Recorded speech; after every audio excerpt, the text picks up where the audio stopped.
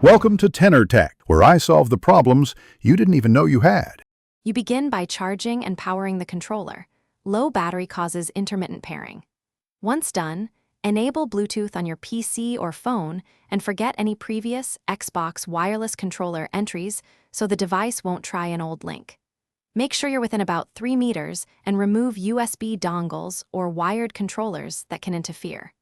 This reduces radio congestion and forces a fresh discovery. Now hold the pairing button to enter pairing mode, so your device will see it during the next step. You should now press and hold the controller's pairing button until the Xbox button blinks rapidly. That tells you it's discoverable. Next, open your OS Bluetooth Add Device Flow and select the controller name when it appears.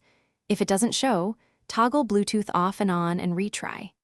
If your system asks for confirmation or a code, accept or enter the shown code.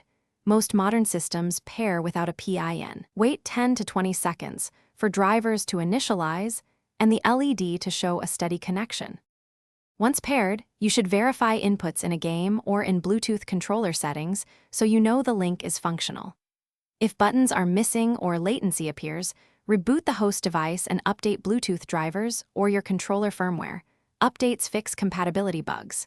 If problems persist, plug the controller with a USB cable to update firmware or test on a different host to isolate the issue. If that fails, a final tip: clear Bluetooth cache on mobile or run the OS Bluetooth troubleshooter to reset. Thanks for watching. Subscribe to keep your life in tune.